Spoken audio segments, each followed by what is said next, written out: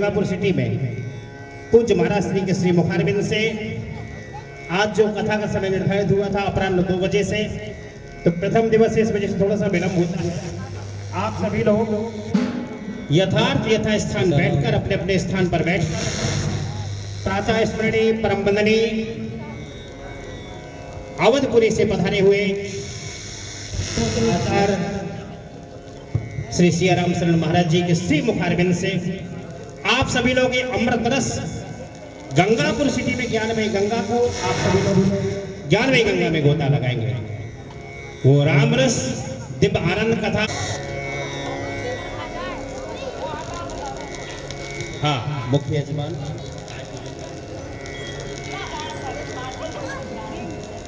आचार्य ऋषि आचार्य जी जहाँ कहीं भी हो कृपया मंच पर आए।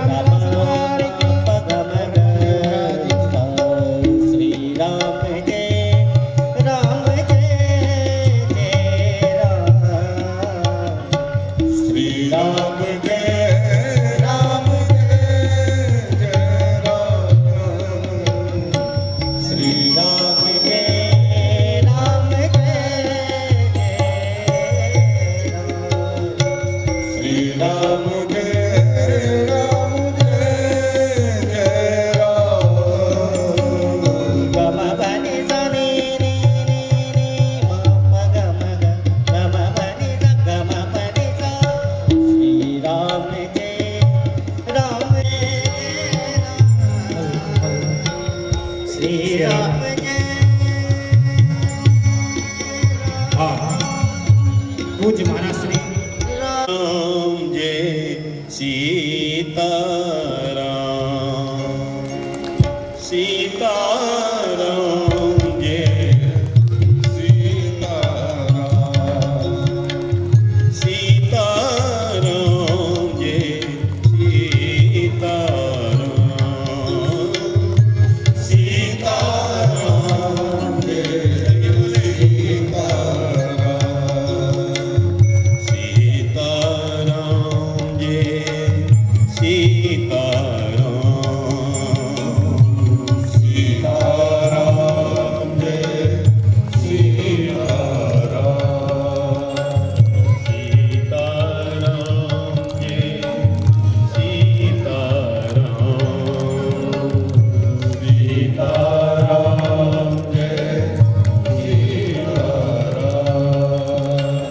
सीताराम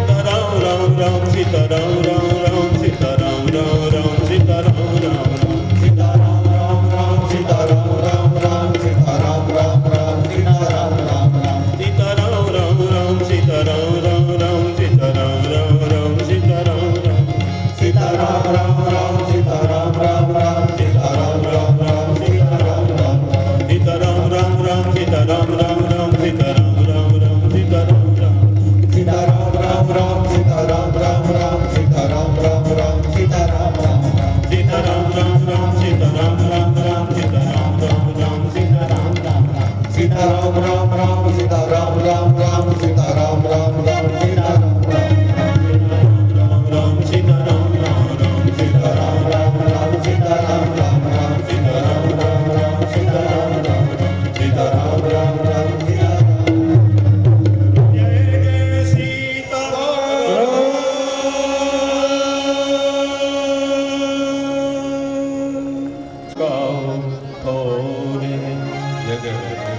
लक्ष्मण सोने नहीं शबरी सो प्रेम नहीं हनुमत सीन सेवा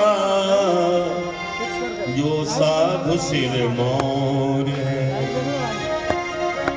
हनुमत सीन सेवा जो साधु सिर मोर है गंग सोन पानी महादेव सोन दानी संत तुलसी की वाणी सी न बाणी कहीं और संत तुलसी की वाणी सी न बाणी कहीं और सज्जनों कविंद्र चक्र चूड़ामणि श्रीमद गोस्वामी तुलसीदास जी महाराज विश्व वंद्य अप्रतिम महापुरुष हैं। श्रीमद गोस्वामी तुलसीदास जी के समान संपूर्ण भारत में नहीं संपूर्ण विश्व में कोई महाकवि नहीं हुआ और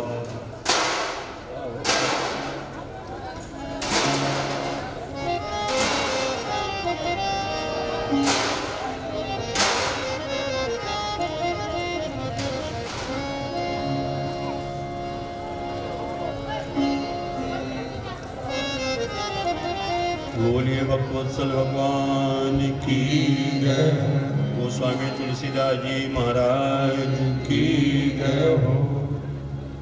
श्रीमद गोस्वामी तुलसीदास जी महाराज महर्षि वाल्मीकि के अवतार हैं। वेदावतार श्रीमद वाल्मीकि रामायण है। जैसे आवाज अभी भी उधर से आ रही है।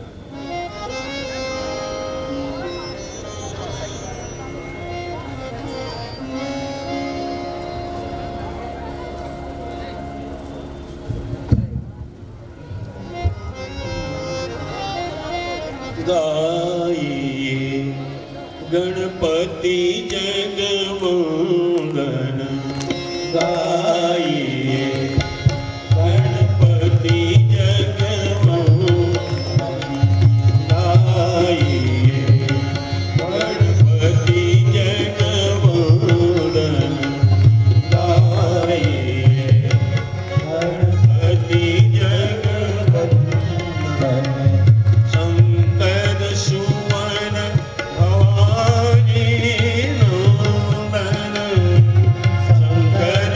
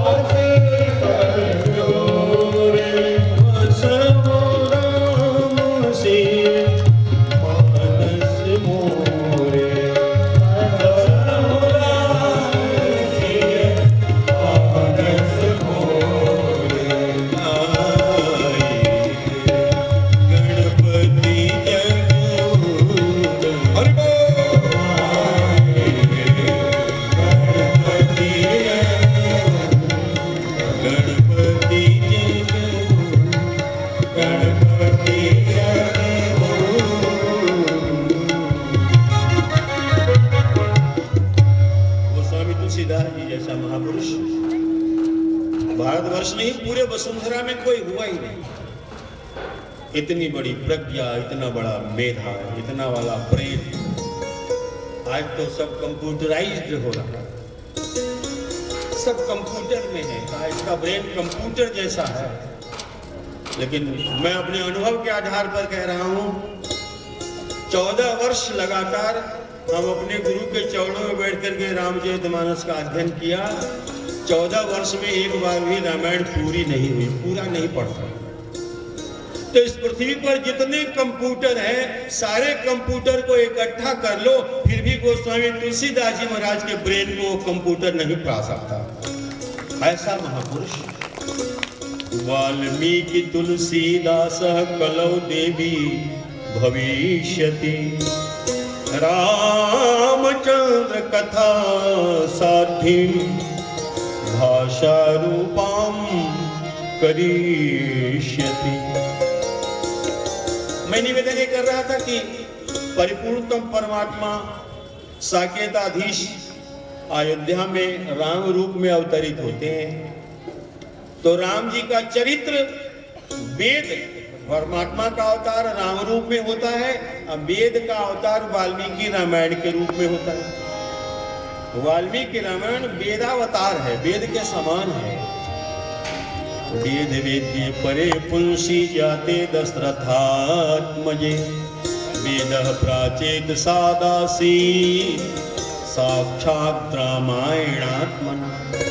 वेद का अवतार वाल्मीकि रामायण के रूप में हुआ, और वाल्मीकि रामायण, वाल्मीकि जी का अवतार गोस्वामी तुलसीदास जी के रूप में हुआ, और वाल्मीकि रामायण का अवतार कलयुग में रामचरितमानस के रूप में हुआ।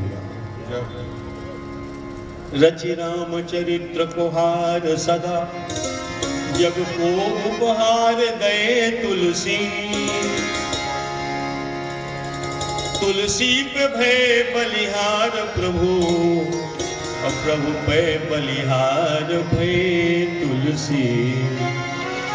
सीताराम गुणगामा पुण्यारण्य विहारिणो, वंदे विशुद्ध विज्ञानो कवीश्वर कपीश्वर। भगवान श्री राम का चरित्र अनंत है, उसका अंत नहीं है, क्योंकि राम भी अनंत हैं, उनके गुण भी अनंत हैं, उनके चरित्र भी अनंत हैं, उनका नाम भी अनंत है।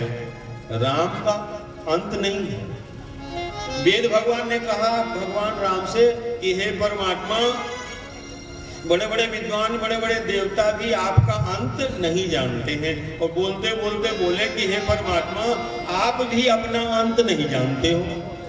तो कहा परमात्मा तो सर्वज्ञ है, वो सब जानते हैं, क्या नहीं जानते हैं। कहा सब कुछ जानने के बाद भी, सर्वज्ञ होने के बाद भी परमात्मा भी कुछ चीजें हैं जिसको वो नहीं जानता है। कोई कितना भी बड़ा ज्ञानी हो, बंध्या पुत्र को नहीं जानता हो।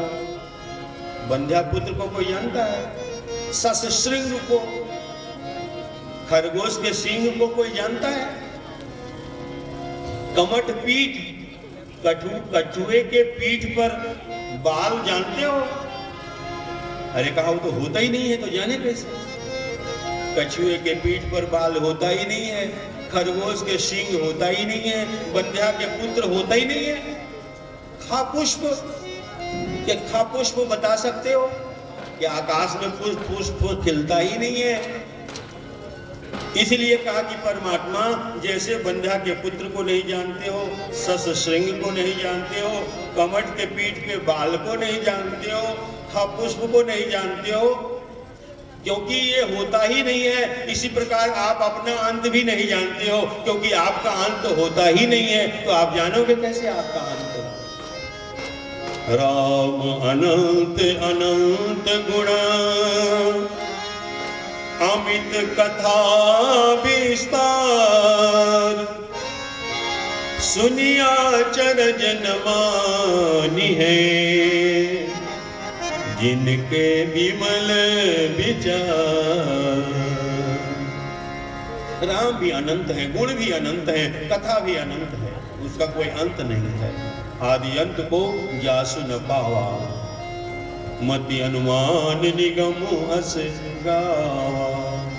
हरि अनंत हरि कथा अनंता, हरि अनंत हरि कथा अनंता।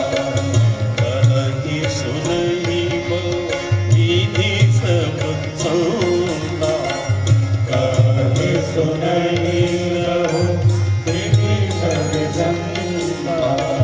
आदि अंत को जासु न पावा, आदि अंत को जासु न पावा। मति अनुमान निगम यस गावा, मति अनुमान निगम यस गावा। हरि अनंत हरि कथा अनंता, हरि अनंत हरि कथा अनंता।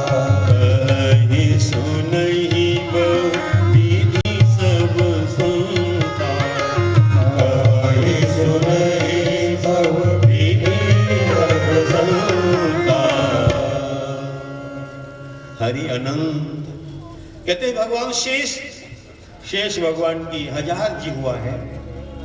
ऐसे 1000 जिह्वा वाले शेष करोड़ों शेष हो जाए, और करोड़ों जिह्वा से करोड़ों वर्ष तक दिन रात अनंत वर्षों तक राम जी के चरित्र का वर्णन करते रह जाएं, फिर भी राम जी का चरित्र पूरा होने वाला नहीं।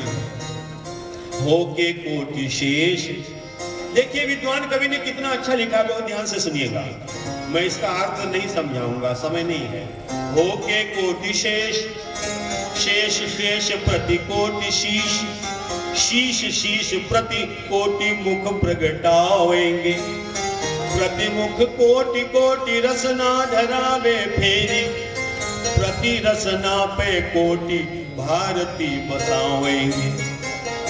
जन्म ले अनंत यो निरंतर अनंत यो ही, कल्प ले अनंत यो अनंत गुण गावेंगे। रसिक बिहारी तव सीता रामचंद्र जू को, चरित अपार को नेक पार पावेंगे। हरि अनंत हरि कथा,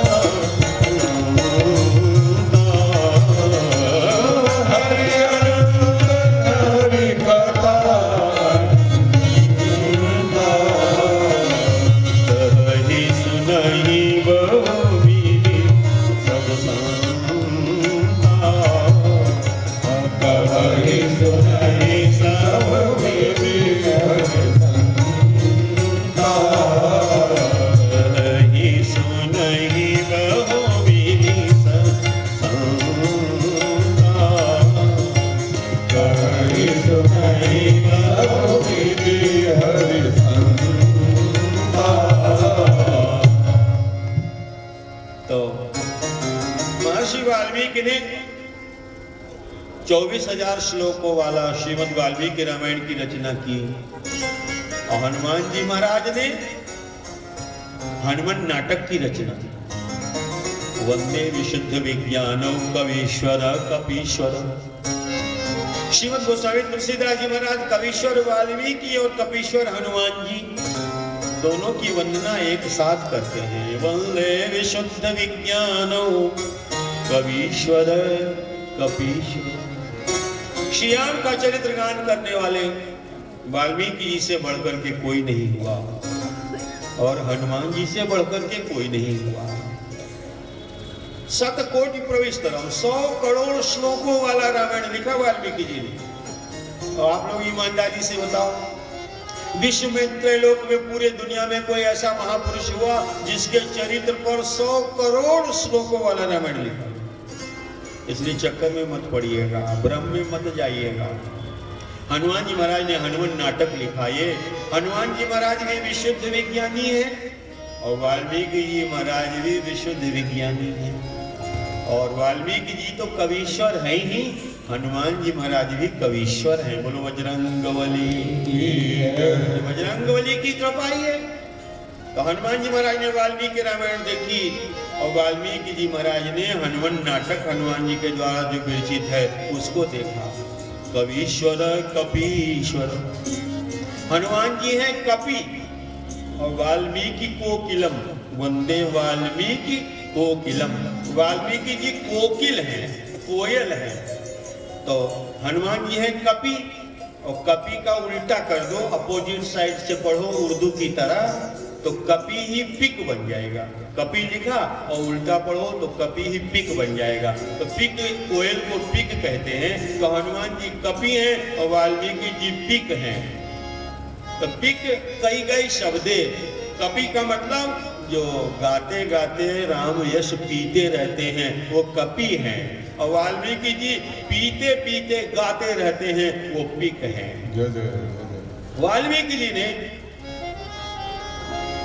हनुमान जी ने राम जी के चरित्र प्रधान रूप से वर्णन किया हनुमान नाटक में, और वाल्मीकि जी ने सीताया चरितम महत्, श्री जानकी जी के चरित्र का वर्णन किया वाल्मीकि रामायण में। इसलिए कवीश्वर कपीश्वर ये पिक हैं और वो कपि हैं। एक पीते पीते गाते हैं, एक गाते गाते पीते हैं। एक पीते पीते गाते हैं, एक गाते गाते पीते हैं। एक पीते पीते गाते हैं, एक गाते गाते पीते हैं। एक पीते पीते गाते हैं, एक गाते गाते पीते हैं। एक रामचंद्र का प्यारा है, एक रामचंद्र का प्यारा है, एक रामचंद्र का प्यारा है, एक रामचंद्र का प्यारा है, एक सीता जी का दुलारा है, एक सीता जी का दुलारा है, एक सीता जी का दुलारा है, एक सीता जी का दुलारा है। राम राम राम सीता राम राम राम, राजा राम राम राम सीता राम राम राम, राजा राम राम राम, राजा राम राम राम, राजा राम राम राम राम सीता राम राम राम, राजा राम राम राम, राजा राम राम राम। क्या अद्भुत विलक्षण है। एक पीते पीते गाते रहते हैं, एक गाते गाते पीते रहते हैं। हनुमान जी महाराज ने वाल्मीकि रामायण देखा, वाल्मीकि जी ने हनुमान नाटक देखी, जो हनुमान जी महाराज अपने वज्रमय नखों से रामचरित्र लिखते हैं। तो वाल्मीकि जी रो पड़े, आंखों से अविरल अश्रु की धारा बहने लग गई। हनुमान जी भी बड़े प्रसन्न हुए, लेकिन वाल्मीकि जी के मन में थोड़ा सा बात आ गई कि ज्ञानी नाम अग्रगण्य साक्षात पवन कुमार ने जो चरित्र लिखा है, कहाँ पवन कुमार और कहाँ मैं, इनके लिखे हुए रामायण के आगे हमारी रामायण कौन पढ़ेगा भाई। तो हनुमान जी समझ गए, उन्होंने अपनी कृति हनुमान नाटक को समुद्र में निक्षेप कर दिया। वाल्मीकि जी ने कहा, हो क्या किया आपने, क्या किया? जल्दी जल्दी वाल्मीकि जी ने उसको समेट करके बटोर करके जितना इकट्ठा कर सके इकट्ठा कर लिया। इसलिए हनुमान नाटक पूरा नहीं मिलता, जितना वाल्मीकि जी ने बटोर लिया उतना मिल गया, उन्होंने संग्रह कर लिया। तो हनुमान जी ने कहा कि महर्षि आपके मन में ये वृत्ति आ गई कि इनकी कृति के सामने मेरा रामायण कौन पढ़ेगा, तो आपकी भी कृति कोई नहीं पढ़ेगा। कलयुग के प्राणी वाल्मीकि रामायण का अध्ययन नहीं करेंगे, यह विलुप्त प्राय हो जाएगी। फिर क्षमा मांगी, गलती बनाई, तो हनुमान जी ने कहा महर्षि वाल्मीकि, जब आप तुलसीदास जी के रूप में अवतरित होंगे उस समय मैं आपको रामचरितमानस लिखवाऊंगा। उस रामचरित को जब आप लिखेंगे तो रामचरितमानस जन जन में, घर घर में, सारे नर नारी में, पूरे भारत में, संपूर्ण विश्व में विस्तृत हो जाएगा। ये मेरा आशीर्वाद। वाल्मीकि रामचरितमानस गोस्वामी तुलसीदास जी ने नहीं लिखा है, ये तो बजरंगबली हनुमान जी ने लिखाया है।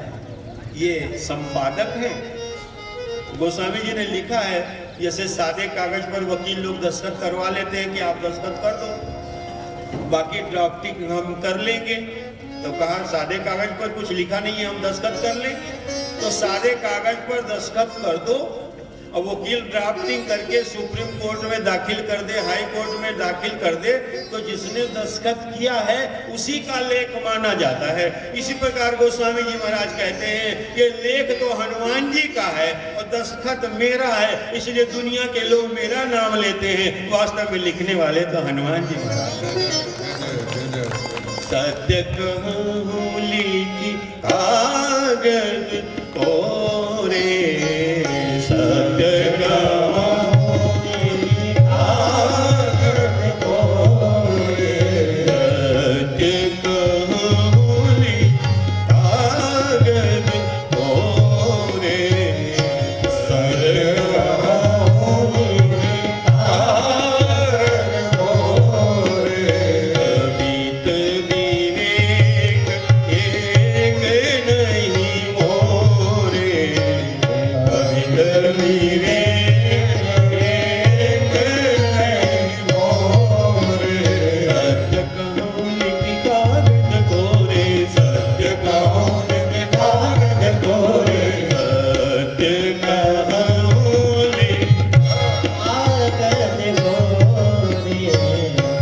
राम जय राम, जय जय राम, श्री राम जय राम, जय राम, जय जय राम, जय राम। इसलिए कहा ये बजरंगबली की कृपा है। जेती कृपा कीन्ही हनुमान जी गोसाई जू पे, तेती कृपा राम हूँ न कीन्ही सगे भाई पे। वेद वो पुराण राम जानकी को तत्व सार, एके बार सौंप दीनी सब सो कमाई पे। वेद वो पुराण को न मान राखे जो लोग, तोलो न प्रमाण भाखे तुलसी चौपाई को। जैसे कृपण व्यक्ति अपनी सारी संपत्ति अपने उत्तराधिकारी को सौंप देता है, इसी प्रकार संपूर्ण रामचरित्र का रहस्य हनुमान जी महाराज ने बजरंगबली ने गोस्वामी जी को सौंप दिया। अब एक प्रश्न उठता है कि वाल्मीकि जी ने सीता प्रधान चरित्र लिखा वाल्मीकि रामायण, हनुमान जी महाराज ने रामचरित प्रधान हनुमान नाटक लिखी। गोस्वामी तुलसीदास जी से पूछा आपके रामायण में राम जी का प्रधान चरित्र है या सीता जी का प्रधान चरित्र है? तो गोस्वामी जी ने हनुमान जी से पूछा कि हनुमान जी आप राम के भक्त हो? हनुमान जी बोले अरे सीता जी के भक्त हो? हनुमान जी बोले सीता जी के भक्त नहीं हो, राम जी के भक्त नहीं हो। विचित्र बात है, राम के भक्त नहीं हो, सीता के भक्त नहीं हो, तो तुम किसके भक्त हो? हनुमान जी ने कहा हम न राम के भक्त हैं न सीता के भक्त हैं, हम तो सीता राम के भक्त हैं। सीता राम के भक्त। तो वाल्मीकि जी ने राम प्रधान काव्य लिखा, सीता प्रधान काव्य लिखा, हनुमान जी ने राम प्रधान काव्य लिखा। गोस्वामी जी से कहा आपका रामचरितमानस न राम प्रधान है न सीता प्रधान है, इसमें तो सीताराम प्रधान है। सीताराम गुण ग्राम पुण्यारण्य बिहारिणो, सीताराम गुण ग्राम पुण्यारण्य बिहारी, मौने विशुद्ध विज्ञानो कवीश्वर कपीश्वर, मौने विशुद्ध विज्ञानो कवीश्वर कपीश्वर, कवीश्वर कपीश्वर, कवीश्वर कपीश्वर। ये अद्भुत अलौकिक विलक्षण ग्रंथ है रामचरितमानस। ये बुक नहीं है, ये किताब नहीं है, ये ग्रंथ नहीं है, ये तो साक्षात भगवान श्री राम का विग्रह है। ये अविद्या की ग्रंथि को खोलने वाला है। ये पुस्तक नहीं है, ये तो सभी शास्त्रों का मस्तक है। इसलिए एक एक अक्षरम पुंसाम महापातक नाशनम। बोलो बजरंगबली की। एक एक अक्षरम पुंसाम, एक एक अक्षर महान पाप को विनाश करने वाला है। तो जो सामर्थ्य राम वाल्मीकि रामायण की है, उसी प्रकार गोस्वामी तुलसीदास जी महाराज का रामचरितमानस एक एक अक्षर ब्रह्म हत्यादि पाप को निवारण करने वाला है। यहाँ पर श्रीमद् रामचरितमानस का पाठ होता है। हम आप लोगों से निवेदन करेंगे कि अधिक से अधिक लोग रामायण पाठ करें, सब लोग रामायण का पाठ करें। जितना रामायण का पाठ करोगे ना, उतनी ही रामायण की कथा समझ में आएगी। और जो पाठ नहीं करेंगे उनको उतनी समझ में नहीं आएगी। जो थोड़ा पाठ करेंगे उनको थोड़ा समझ में आएगी। जो ज्यादा पाठ करेंगे उनको ज्यादा समझ में आएगी। जो खूब पाठ करेंगे उनको खूब समझ में आएगी। तो इसलिए कथा अगर समझ में ना आए तो हमारी गलती नहीं, अपनी गलती समझना। बोलो भक्तवत्सल भगवान। त्रेता काव्य निबंध करीब शतकोटि रामायण, एक अक्षर उद्धरे ब्रह्म हत्यादि परायण, एक अक्षर उद्धरे ब्रह्म इत्यादि परायण, करी जिन होत परायण, अब भक्तन सुख दैन बहुरी लीला विस्तारी, साधो जी रामचरण रस मस्त रटशियत धारी, साधो जी रामचरण रस मस्त रटन अहनिशि व्रत धारी, साधो जी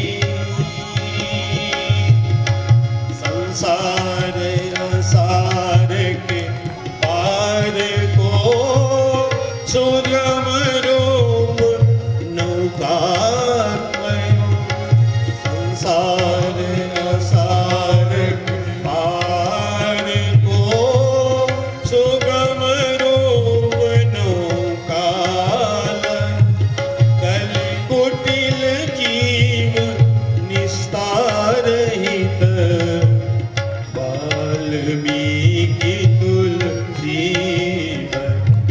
कलि कुटिल जीव निस्तार हित, वाल्मीकि तुलसी भये। एक अक्षर उद्धर है, एक एक अक्षरम पुंसम महापातक नाशनम। इसलिए श्रीमद् रामायण का पारायण करना चाहिए। ये रामचरितमानस है।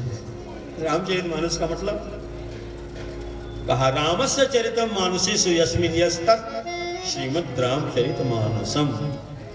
श्रीमद् राम जी के चरित्र का अनुसरण करने वाला, आश्रय करने वाला वो मनुष्य बन जाता है, चाहे कोई भी प्राणी हो।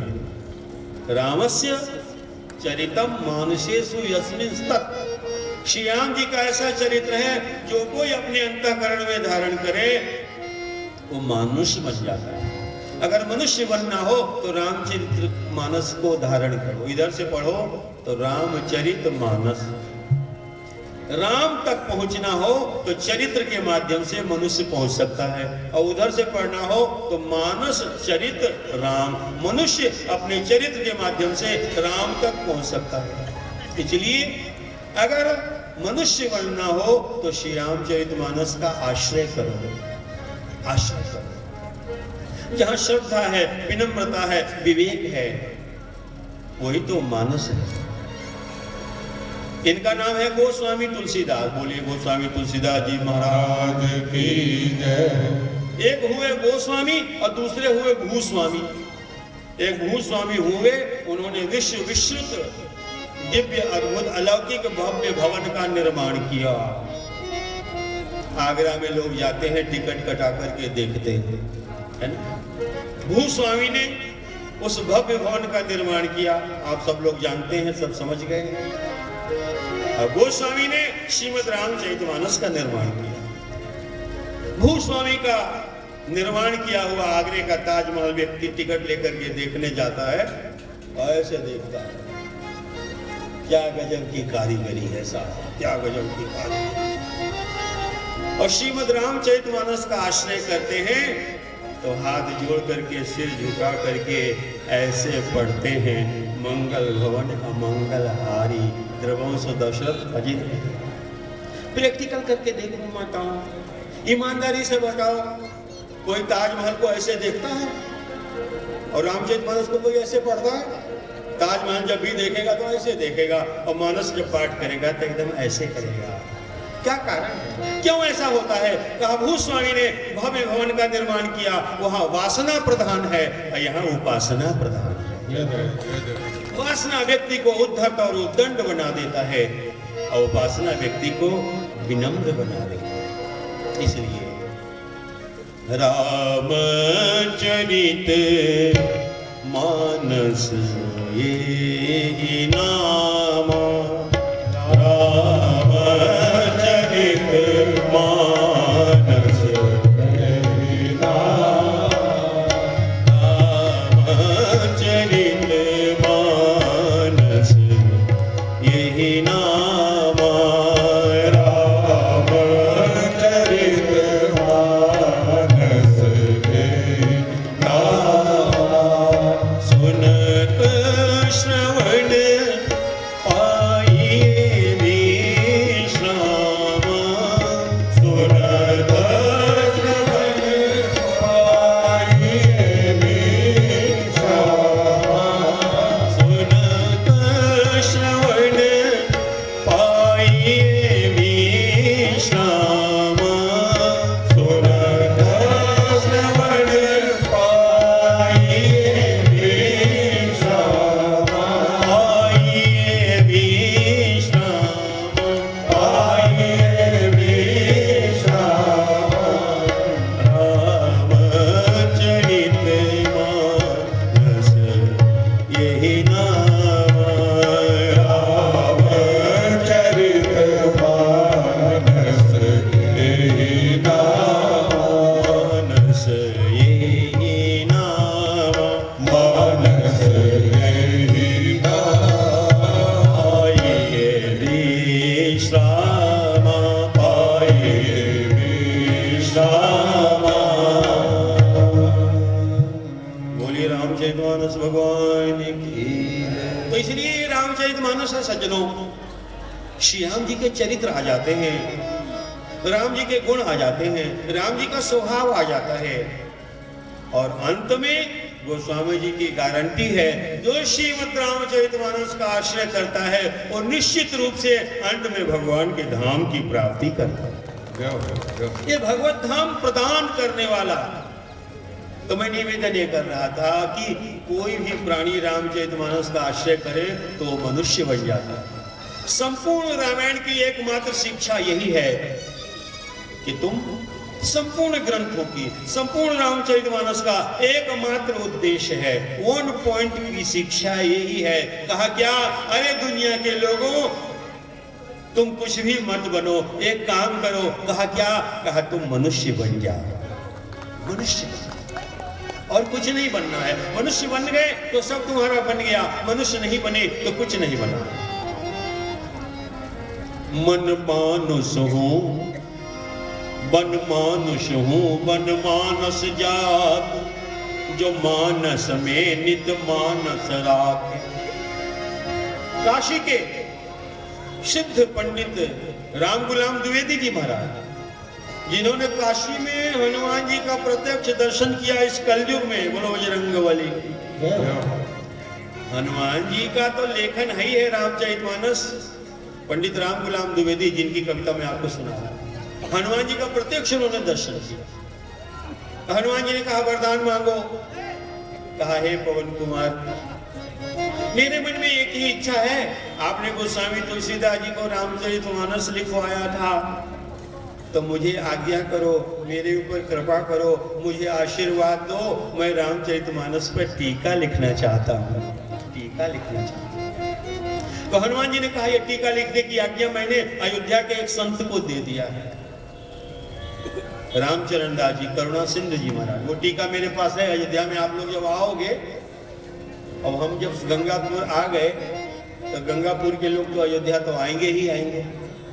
एक जगह हम कथा करने गए तो एक माता जी हमको बोली कि महाराज तुम अयोध्या ही में रहते हो, लेकिन अयोध्या में आना पड़ेगा, हनुमत भवन गोला घाट सरयू जी के तट पर। नहीं इधर उधर तुम घूमते रहो तो महाराज नहीं मिले, महाराज नहीं मिले, तो इधर उधर महाराज। तो सीधी सादी माई थी, हमसे क्या बोली कि अयोध्या में रहा, तो हम कहा अयोध्या में तो रहते।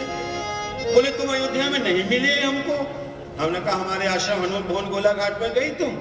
बोले वहां तो नहीं गई, लेकिन रेलवे स्टेशन पर तुम नहीं मिले। हमने कहा रेलवे स्टेशन पर हम कोई चाय समोसा बेचते हैं तो तुम कहोगे आना तो वहां पड़ेगा ना। इसलिए तो अयोध्या के संत को आज्ञा दे दी है रामचरित करुणा सिंधु जी में।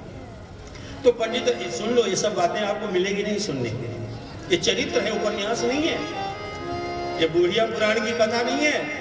तो राम गुलाम द्विवेदी जी और करुणा सिंधु जी महाराज दोनों ने मित्रता कर ली।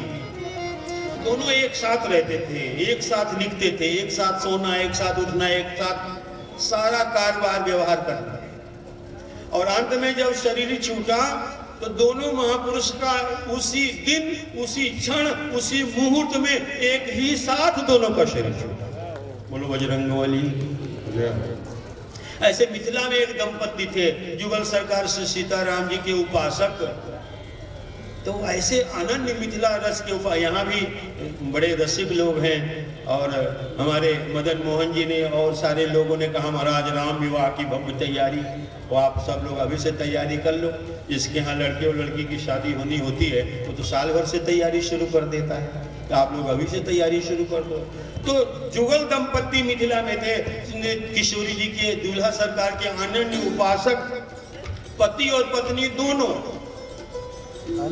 और जब उनके यहाँ बोलो वत्सल भगवान की जय सिया राम, जय जय सिया राम, जय सिया राम, जय जय सिया राम, जय सिया राम, जय जय सिया राम, जय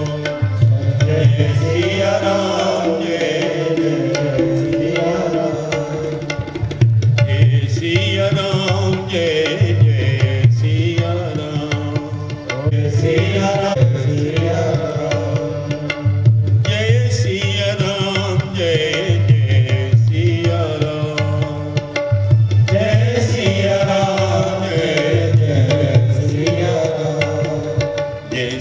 जय जय सिया राम, जय सिया राम, जय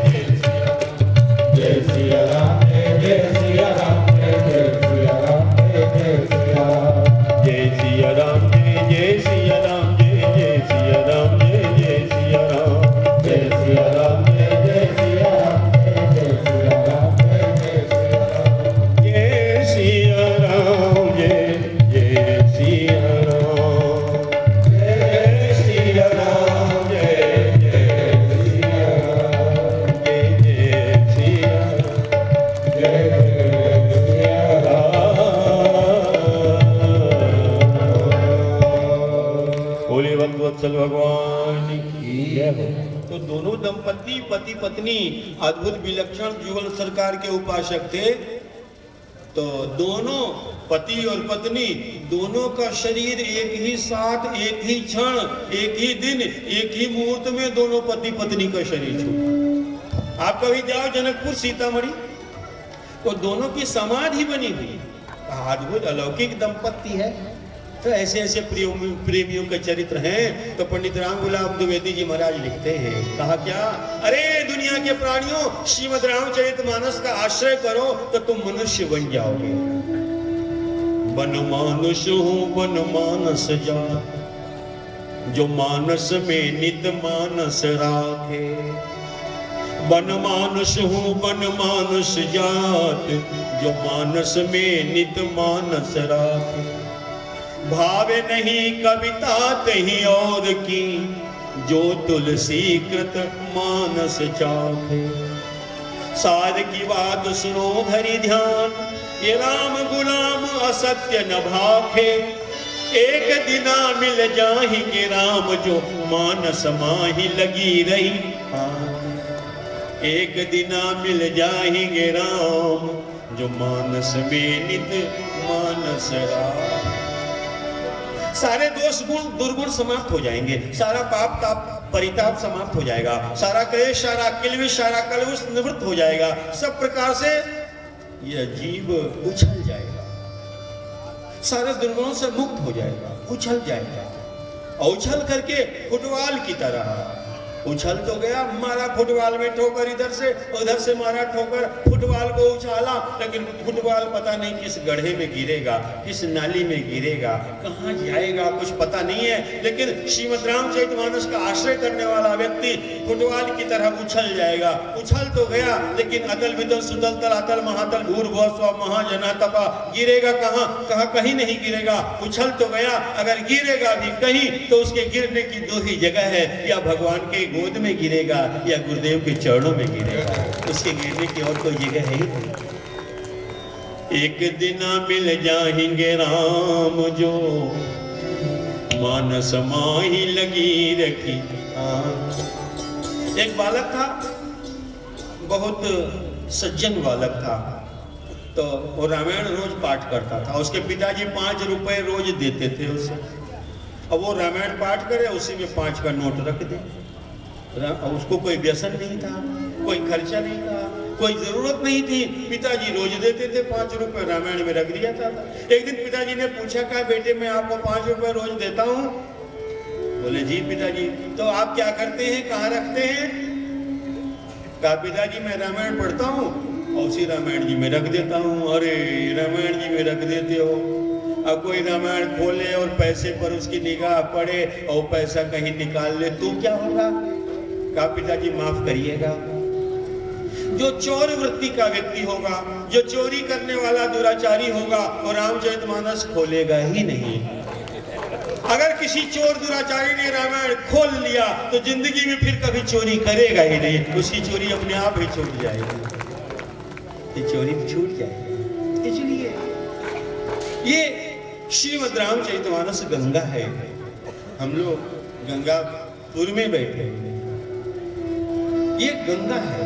तो गंगा में नहाने से पाप धुल जाता है, लेकिन नहाने के बाद फिर पाप तो होता ही होता है। बोलो होता है कि नहीं होता है?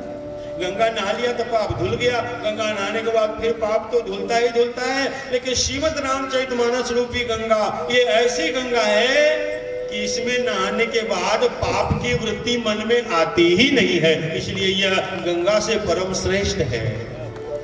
सकल लोक जग पावनी गंगा, ओ सकल लोक जग पावनी गंगा, पूछे रघुपति कथा प्रसंगा, पूछे रघुपति कथा प्रसंगा, सकल लोक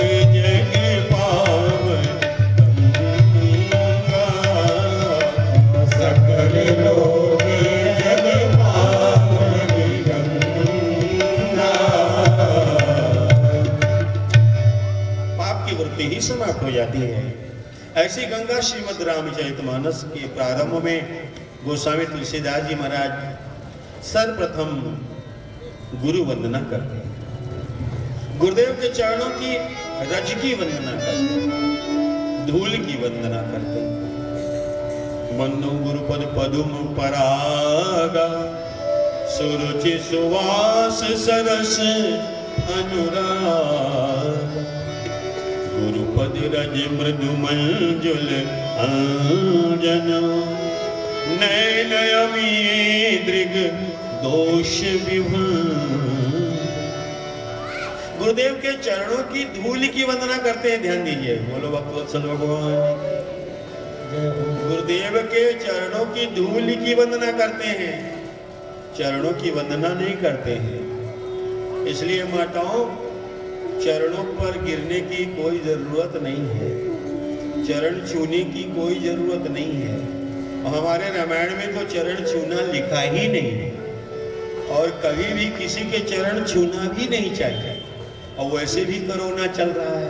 बोलो भक्तवत्सल भगवान।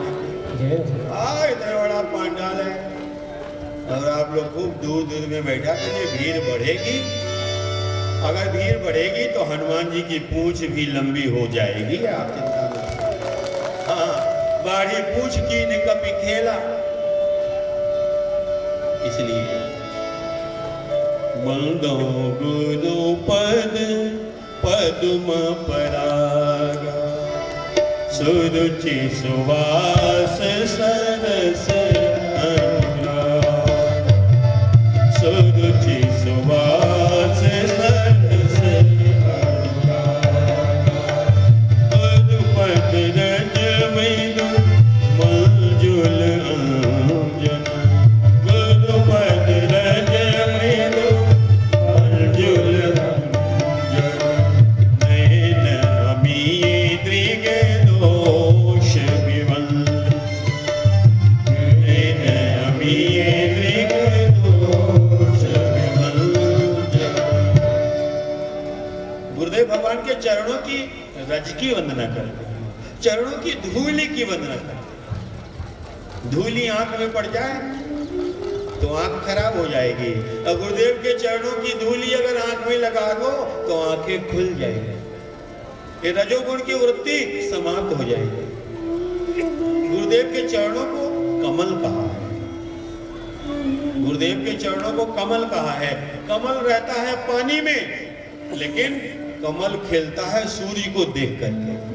जब तक सूर्योदय नहीं होगा तब तक कमल नहीं खिलेगा। तो गुरुदेव के चरणों को कमल कहा है। कमल पानी में रहता है, सूर्य को देख करके खिलता है। इसी प्रकार गुरुदेव रहते हैं संसार में, लेकिन प्रसन्न होते हैं परमात्मा के चिंतन से। इसलिए रजसा विकृति रजे न शुद्ध्यति, श्री गुरु चरण सरोज रज। चरण कमल रज चाहती, कृपा करो रघुवीर। चरणों का रज चाहिए, मुझे चरणों की रज चाहिए, न चाहिए नाथ उतरा। आप लोग पढ़ते हैं, सुनते हैं,